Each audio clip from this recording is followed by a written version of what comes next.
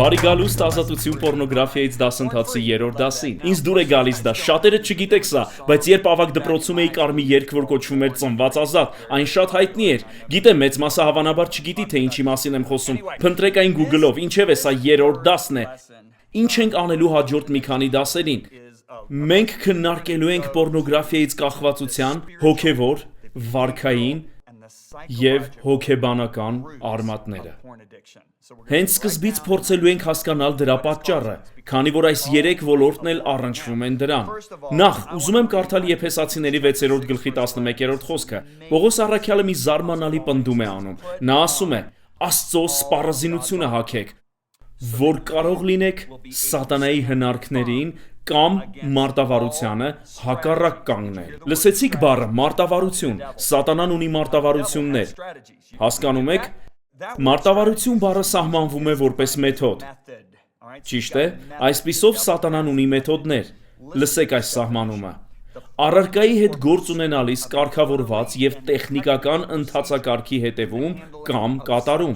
Սա բառերի ամբողջական ուսումնասիրության բառարանից է։ Պողոս առաքյալն այստեղ ըստ էության ասում է, որ թշնամին ունի շատ իրական և համակարգված մեթոդ ձեզ Աստծուց հեռացնելու համար։ Իսկ պորնոգրաֆիան հզոր մեթոդ է։ Ուստի, եթե դուք պայքարում եք պորնոգրաֆիայի կամ որևէ բանի դեմ ինչ-որ ժամանակով, կարող եք նույնացնել ձեզ Հռոմեացիների 7-րդ գլխում գրված Պողոս առաքյալի խոսքերի հետ։ 21-ից 23-րդ խոսքերում նա ասում է. Ես բացահայտել եմ կյանքի այս սկզբունքը, երբ կամենում եմ ճիշտն անել, անխուսափելիորեն սխալ եմ անում։ Ես սիրում եմ Աստծո օրենքը ամբողջ սրտով, բայց իմ ներսում կա մեկ այլ ուժ, որ պատերազմում է իմ մտքի դեմ։ Այս ուժը ինձ գերի է դարձնում այն մեղքին, որը դեռ իմ ներսում է։ Ինչ որ մեկը կարող է սա հասկանալ, համոզված եմ, որ կարող է։ Սա լինելու է մեր հիմնարար խոսքը հաջորդ մի քանի դասերին, որոնց ընթացքում խոսելու ենք հոգեբանորեն, ֆիզիկապես և հոգևորապես ազատագրվելու մասին։ Այստեղ Պողոսը հիմնականում նշում է նրան, ով օրենքի տակ է։ Ճիշտ է։ Նա դիմում է մեկ այլ եկեղեցու, Կորինթոսի եկեղեցուն։ Կորինթացիների 15-րդ գլխի 56-րդ խոսքում։ Լսեք այս պնդումը. Օրենքը մեղքին իր զորությունն է տալիս։ Այժմ մտածեք այս խոսքերի մասին։ Օրենքը մեղքին իր զորությունն է տալիս։ Այսպիսով, ձեր կյանքում պորնոգրաֆիային զորություն տվողը օրենքն է։ Դուք հավանաբար այստեղ նստած ասում եք. «Սպասիր Ջոն, դու շեղվում ես։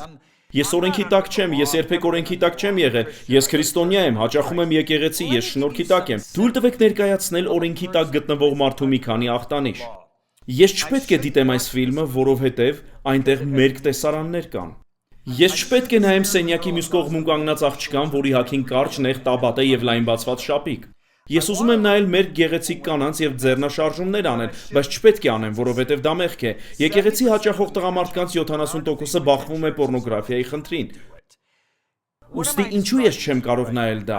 Ինչ եմ նկարագրում ձեզ հենց հիմա։ Ես նկարագրում եմ մեկին, ով սահմանափակված է Աստծո խոսքով, այլ ոչ թե Աստծո խոսքը նրա բերկրանքն է։ Մեկին, ով սահմանափակված, զսպված է ճշմարտությամբ, փոխանակ ճշմարտությունը լինի նրա բերկրանքը։ Դա այն մարդն է, որն օրենքի տակ է։ Դուք մտածում եք Մովսեսի օրենքի մասին։ Պողոսն այդ մասին չի խոսում, նա խոսում է այն օրենքի մասին, որն ասում է. Ես ստիպված եմ հնազանդվել Աստծո խոսքին, ոչ թե ես կարող եմ հնազանդվել Աստծո խոսքին։ Սրա հրաշալի օրինակը կարելի է գտնել Հին Կտակարանում։ Թվոց գրքում կար մի մարդ Բաղաամ անունով, նա մեծ մարգարե էր, նա Տիրոջ մարգարեն էր, ճիշտ է, և կար Բաղակ անունով թագավոր։ Այժմ Բաղակը Մովաբի և Մադիամի թագավորն էր։ Մովաբացիները և մադիանացիները սարսափած էին, որովհետև Իսրայելը կործանել էր Եգիպտոսը և եկել ու բանակ էր դրել իրենց դաշտերում։ Նրանք մտածում էին, որ եթե Իսրայելը կործանեց աշխարհի ամենահզոր պետությունը, ապա ինչ կաներ իրենց։ Այսպիսով այս թագավորը փայլուն գաղափար ստացավ, նա ասաց. Ես գիտեմ, որ այս մեծ մարգարեն ում օրհնում է, ում անիծում է, անիծվում է։ Ես նրան մեծ ընծաներ կտամ և կխնդրեմ, որ գա և ինձ համար անիծի Իսրայելը։ Այսպիսով նա ուղարկում է երեցներին Բաղաամի մոտ և նրանք իրենց հետ ընծաներ են տանում։ Նրանք հասնում են Բաղաամի տուն և ներկայացնում թագավորի խնդրանքը։ Լսեք, թե ինչ է Բաղաամն ասում նրանց։ Այս գիշեր այստեղ մնացեք, ասաց Բաղաամը։ Առավոտյան ձեզ կասեմ այն, ինչ Տերը, դուք կարող եք տեսնել, որ նա չի ասում այն, ինչ Բահաղն ասի կամ այն, ինչ Աստարոֆտն ասի։ Նա խոսում է Տեր Եհովայի մասին, այն, ինչ Տերը կարգադրի ինձ ասելու։ Եվ Մովաբի իշխանները Բաղաամի մոտ մնացին։ Այդ գիշեր Աստված եկավ Բաղաամի մոտ և հարցրեց. Ովքեր են այդ մարդիկ, որ քեզ մոտ են։ Ուստի նախքան Բաղաամն այդ գիշեր կաղոթեր դրա համար, Աստված գալիս է նրա մոտ եւ ասում. «Բաղաամ, ովքեր են այդ մարդիկ»։ Այլ խոսքով Բաղաամ, նրանք ուխտ չունեն ինձ հետ եւ խնդրում են, որ դու անիծես իմ ուխտի ժողովրդին։ Ինչու նույնիսկ պետք է աղոթես դրա համար։ Թույլ տվեք մի բան ասել, կան բաներ, որոնց համար նույնիսկ չպետք է աղոթենք։ Կան բաներ, որոնց վերաբերյալ նույնիսկ չպետք է հարցնենք խորհրդատուին կամ հովվին։ Մենք արդեն գիտենք Աստծո գրավոր խոսքից, եւ եթե Աստծո հոգին ձեր ներսում է, ձեր սրտում գիտեք, որ անհեթեթ է նույնիսկ դա հարցնելը, բայց Աստված ողորմած է։ Աստված այնքան ողորմած է։ Աստված ասում է. «Շատ լավ, Բաղաամ, քանի որ դու չհասկացար հուշումը կամ չցանկացար հասկանալ հուշումը, ես կասեմ, թե որն է իմ կամքը այս իրավիճակում»։ Եվ Աստված Բաղաամին ասաց, սա 12-րդ խոսքն է. «Դրանց հետ չգնաս»։ Սա շատ հստակ է։ Երկրորդ, եթե հանկարծ մտածես քո տնից նրանց անիծելու մասին, ժողովրդին չանիծես, որովհետև նա օրհնված է։ Դա հստակ է։ Այսպես Բաղաամը ձեզ դուր կգա այս մարդու հնազանդությունը, դուք կողջունեք նրան։ Եվ Բաղաամն առավոտվանից վեր կացավ 13-րդ խոսք եւ ասաց Բաղաքի իշխաններին. «Գնացեք ձեր երկիրը, որովհետև Տերը հրաժարվեց թույլ տալուց, որ ձեզ հետ գամ»։ Հիմա լսեցիք հրաժարվել բառը։ Դուք մտածում եք նա հնազանդվում է Աստծուն։ Լավ, լսեք թե ինչ է նշանակում հրաժարվել։ Ներկայացնում ենք Messenger X-ը, նյութերի ներբեռնման եւ հոսքային հեռարձակման լիովին նոր հարթակ։ Այն աշակերտական նյութերի ամբողջական թվային դարան է Ջոն եւ Լիզա Բիվերներից։ Պարունակում է վիդեո ուսուցումներ, աուդիո գրքեր, էլեկտրոնային գրքեր, կարճամետրաժ ֆիլմեր, աստվածաշնչեր եւ ավելին։ Այս նոր հարթակը կարելի է օգտագործել ձեր բոլոր սարքերով։ Այն լիովին անվճար է ավելի քան 130 լեզուներով։ Աշակերտություն յուրաքանչյուրի համար ամենուր։ Ներբեռնեք հավելվածը կամ այցելեք messengerx.com։ Թույլ տվեք օրինակ բերել, լավ։ Դուք սովորում եք 6-րդ դասարանում։ Թաղամասի բոլոր ընկերները գալիս են եւ թակում ձեր դուռը, նրանք վերցրել են բասկետբոլի գնդակ եւ ձեզ ասում են. «Հեյ, արի գնանք գնդակ խաղալու»։ Դուք գնում եք մայրիկի մոտ եւ մայրիկն ասում է. «Սենյակը դեռ չես մաքրել»։ Դուք պատասխանում եք. «Դեռ չեմ մաքրել»։ Մայրիկն ասում է. «Ես չեմ ուզում, որ գնաս բասկետբոլ խաղալու, նախ դու պետք է անես այն, ինչ ասացի քեզ երեկ։ Դու պետք է մաքրես քո սենյակը»։ Դուք նայում եք ձեր ընկերներին եւ ասում, որ չեք կարող միանալ նրանց։ Այլ խոսքով մայրիկս հրաժարվում է թույլ տալուց, որ գամ ձեզ հետ։ Ես ուզում եմ գալ, ես կգերադասեի խաղալ բասկետբոլ, բայց մայրիկիս խոսքն արգելում է ինձ։ Սա այն է, ինչ տեղի է ունենում Բաղաամի հետ։ Բաղաամն ասաց. «Տերը հրաժարվում է թույլ տալուց, որ գամ ձեզ հետ»։ Այսպիսով նրան թույլ չի տրվում, Տիրոջ խոսքը օրենք է նրա համար։ Այն սահմանափակում է, զսպում է, ճնշում է նրան։ Այն նրա բերկրանքը չէ, հասկանում եք։ Կռահեք, թե ինչ է տեղի ունենում։ Այս մարդիկ հետ են գնում եւ պատմում թագավորին եւ թագավորն ասում է. «Ես ավելի շատ փող եւ ավելի շատ պատվավոր մարդկանց, ավելի մեծ երեցների կուղարկեմ»։ Այսպիսով, Բաղաամի մոտ գալիս են ավելի մեծ մարդիկ, ավելի շատ ընծաներով։ Ինչու է Բաղակ թագավորն այսպես վարվում։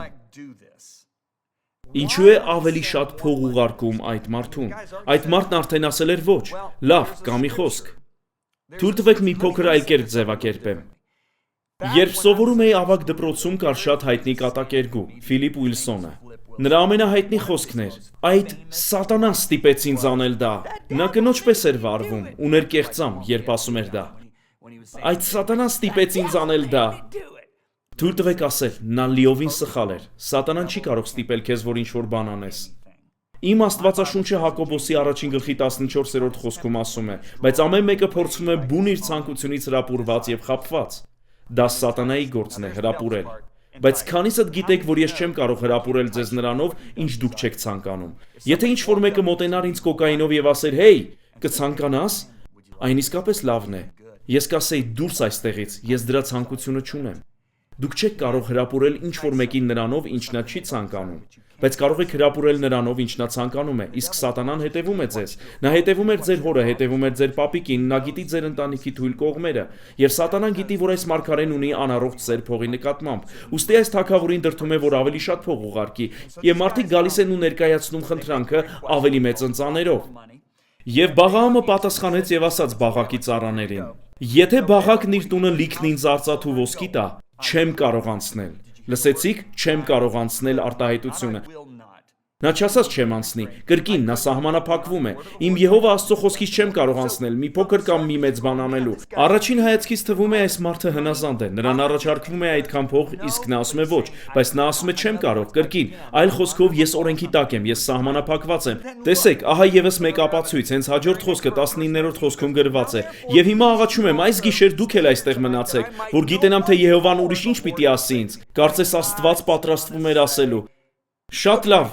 Առաջին անգամ քեզ սպասեցրի, որովհետև գիտեի, որ ավելի շատ փող կուղարկեն, եւ դու ավելի մեծ զոհաբերություն կստանաս, որովհետև ավելի շատ առաքելություններ եւ ծրագրեր ես ունենալու։ Ես ստիպված էի ասել ոչ առաջին անգամ, բայց այս անգամ ուզում եմ ասես այո։ Դա մի փոքր կտրուկ է, երբ մտածում ենք այդ մասին, այդպես չէ։ Տեսեք ինչ է կատարվում։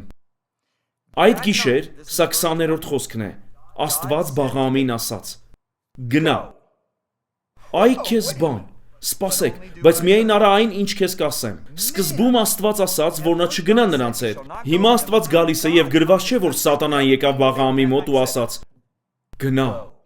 Գրված չէ, մոլորեցնող ոգին եկավ եւ ասաց գնա։ Ամենակարող Աստված էր, որ եկավ նրա մոտ եւ ասաց. գնա, բայց միայն ասա այն, ինչ քեզ կասեմ։ Հիմա նա ունի Աստծոց խոսք, գնալու ճիշտ է, հրաշալի է։ Կարդանք հաջորդ խոսքը։ Եվ Բաղաամն առավոտ վեր կացավ եւ իր էշի համետը դրեց եւ Մովաբի իշխանների հետ գնաց։ Նա արեց հենց այն, ինչ Տիրոջ խոսքն ասաց նրան նախորդ գիշեր, ճիշտ է։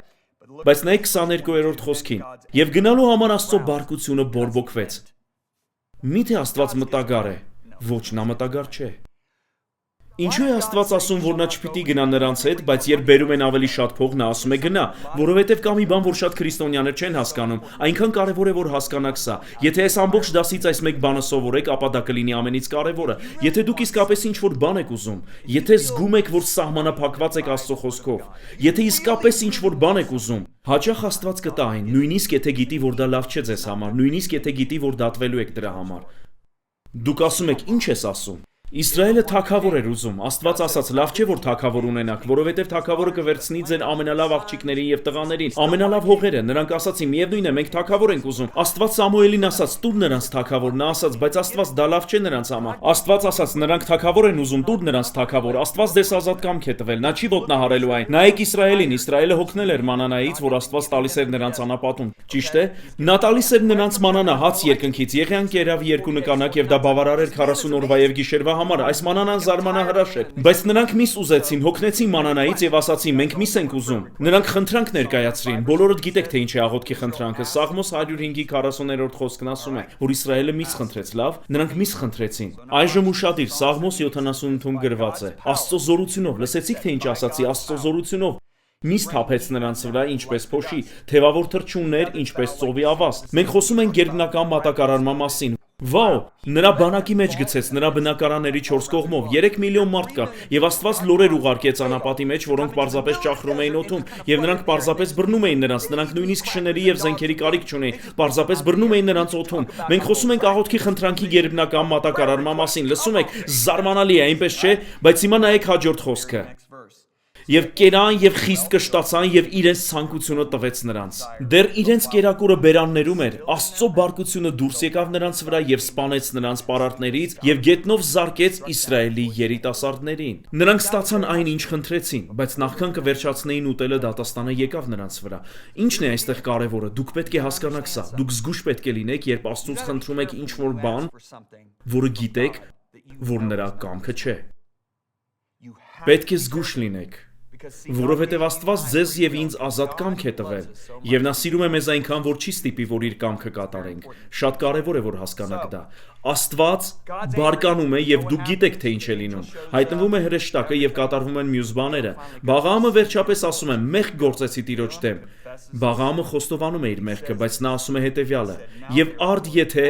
երբ Բաղաամը Տիրոջ հրեշտակին ասաց մեղանչեցի Տիրոջ դեմ, ապա ասաց. եւ արդ եթե սա վատ է երևում քեզ, ետ դառնա»։ Տեսնում եք, որ նա դեռ փորձում է գնալ, նա դեռ ուզում է ստանալ այդ փողը։ Զարմանալի է, իսկապես կարևոր է, որ ստուգենք մեր շարժառիթները։ Եկեք ամփոփենք։ Սատանան ունի մարտավարություն, համակարգված ծրագիր ձեզ մեղքի մեջ գցելու համար։ Լավ։ Երկրորդ, նա կարող է միայն հրապուրել ձեզ։ Նա չի կարող ստիպել, որ ինչ-որ բան անեք։ Նա չի ստիպում ձեզ միացնել համակարգիչը եւ պոռնոգրաֆիա նայել։ Նա կարող է միայն հրապուրել։ Եվ երրորդ, նա չի կարող հրապուրել ձեզ նրանով, ինչի նկատմամբ չունեք ցանկություն։ Եզրափակելով այս դասը ուզում եմ պատմել մի վկայություն իմ լավ ընկերներից մեկի մասին։ Տարիներ առաջ ընկերոջս հետ նստած էի մի ռեստորանում եւ նա պատմում էր, թե ինչպես էր նախկինում աշխատել Լոս Անջելեսի ոստիկանությունում որպես ոստիկան։ Այդ ընթացքում նա փրկվեց։ Երբ փրկվեց, նրա կյանքից ամեն բան հեռացավ, բայց մեկ բան մնաց՝ նա ծխում էր։ Այնինչ ասում եմ, ճիշտ է։ Նա օրական 4 տուփ ծխախոտ էր ծխում, որոշ ժամանակ անց նա հասկացավ, որ կործանում է Սուրբ Հոգու տաճարը։ Նա սկսեց աղոթել, աղաղակել Աստծուն եւ ասել. «Աստված, Ուզում եմ, որ ծխելը վերանա իմ կյանքից։ Նա ասաց. Ջոն, ես աղոթում էի, ծոմ էի պահում, խոսում էի դրա հետ եւ հրամայում, որ հեռանա իմ կյանքից։ Երբ իմ եկեղեցի այցելում էր որևէ ծառայող, ես առաջինն էի, որ կանգնում էի առջևում, որպեսզի աղոթեին, որ ազատվեի ծխելուց, բայց չէի կարողանում վերջ տալ դրան։ Եվ նա ասաց. Ջոն, ես օրական 4 ստուգ ծխախոտ էի ծխում։ Ես չէի կարողանում ապրել առանց ծխախոտի։ Հետո մի քանի տարի անց նա իր ընկերոջը, որը փրկված չէր, բերում է հավաքույթի։ Դա ավետարանչական ծառայություն էր, որ անցկացնում էր նրա եկեղեցին։ Նրանք հատուկ քարոզիչ էին հրավիրել։ Նրա ընկերն այդ հավաքույթին փրկվեց։ Դա հրաշալի էր։ Եվ այդ երեկո նրա ընկերը նաև ազատագրվեց ծխախոտի կախվածությունից։ Նա ծխում էր օրական 2 տուփ։ Թոմն ասաց. Ջոն, ես իսկապես վրդովված էի։ Բարկացած էի Աստծո վրա, ես գնացի տուն, հնարավորինս ուրախացա ընկերոջս համար։ Ես երջանիկ էի, բայց զայրացած էի Աստծո վրա։ Նա ասաց. գնացի տուն, զայրացած նստեցի հյուրասենյակում եւ ասացի. Աստված, ես ծոմ եմ պահել, աղոթել եմ, խոնարհվել եմ եւ խնդրել, որ հովիվներն աղոթեն ինձ համար։ Արել եմ այն ամենը, ինչ գիտեմ, դավանել եմ Աստծո խոսքը։ Բայց չեմ կարողանում ազատագրվել։ Ես բերեցի իմ ընկերոջը եւ այնքան շնորհակալ եմ, որ փրկեցիր նրան։ Այնքան շնորհակալ եմ, որ ազատեցիր նրան, բայց ինչու ինձ չես ազատում։ Նա ասաց. Ջոն, ես այնքան բարկացած էի։ Երբ աղաղակեցի Աստված, ինչու ինձ չես ազատում, հստակ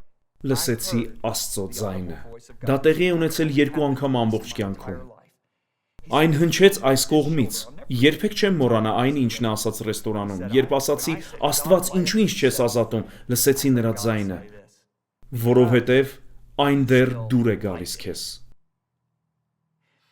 Նա ասաց. երբ Աստված ասաց, որովհետև այն դեռ դուր է գալիս քեզ, Ջոն, ես նայեցի վառած ծխախոտին եւ ձեռքով հանգցրի այն։ Մինչև օրս ոչ մի ծխախոտի չեմ դիպչել։ Ահա թե ինչն է խնդիրը։ Նա ծոմ էր պահում, աղոթում էր, ուզում էր ազատ լինել, բայց խնդիրն այն էր, որ այն դեռ դուր էր գալիս նրան։ Դու ազնվորեն պետք է հարցնես քեզ. եթե Աստված երբեք չասեր, որ կնոջը նայելը եւ նրան ցանկանալը մեղք է, կցանկանայիր անել դա։ Ահա խնդիրը, դու չես ազատագրվի, մինչև ազնիվ չլինես։ Աստված չի կարող օգնել քեզ, մինչև ազնիվ չլինես։ Լսեցիք, թե ինչ ասացի։ Նա չի կարող օգնել, որովհետև դու արգելափակել ես նրա օգնության ճանապարհը։ Դու ազնիվ պետք է լինես։ Դու պետք է ասես. Աստված, խնդրում եմ, դու նրան թույլտվություն պետք է տաս։ Փոխիր իմ ցանկությունը։ Խնդրում եմ, սա այն է, ինչ ես աղոթեցի։ Ես սկսեցի այսպես աղոթել, երբ սկսեցի խորապես սիրել Հիսուսին։ Ես ասացի. խնդրում եմ, տուր ինձ պոռնոգրաֆիայի նկատմամբ այնպիսի ատելություն, ինչպիսին դու ունես։ Ես հավատում եմ, որ հենց դա օգնեց ինձ ազատագրվելու այդ օրը 1985 թվականի մայիսի 6-ին։ Ավարտելով այս դասը, ուզում եմ, որ իսկապես ազնիվ լինենք ինքներս մեզ հետ։ Ձեզ դեռ դուր է գալիս նայել մեր կանանց կամ տղամարդկանց։ Ձեզ դեռ դուր է գալիս նայել պոռնոգրաֆիա։ Եթե այո, հենց հիմա աղոթենք եւ խնդրենք, որ Աստված փոխի ձեր ցանկությունները։ Երկնային Հայր, Հիսուսի անունով ներիր ինձ, որ ինձ դուր է գալիս այն, ինչը Հիսուսին գամեց խաչին։ Ես իմ ուժերով չեմ կարող փոխել այս ցանկությունը, բայց ուզում եմ, որ այն փոխվի։ Ուզում եմ ատել այն այնպես, ինչպես դու ես ատում։ Խնդրում եմ, որ ներգործի դա իմ մեջ հիմա, Հիսուսի զորավոր անունով։ Ամեն։ Ես այնքան հպարտ եմ ձեզնով։ Դուք աղոթեցիք ազնվորեն, եւ ես գիտեմ, որ Աստված պատասխանելու է ձեր աղոթքին։ Այժմ կանցնենք հաջորդ դասին, հոգեբանական եւ վարքային խնդիրներին, որոնք թույլ չեն տալիս, որ մարդիկ ազատվեն, եւ դուք շատ բան կսովորեք հաջորդ 2 դասերին։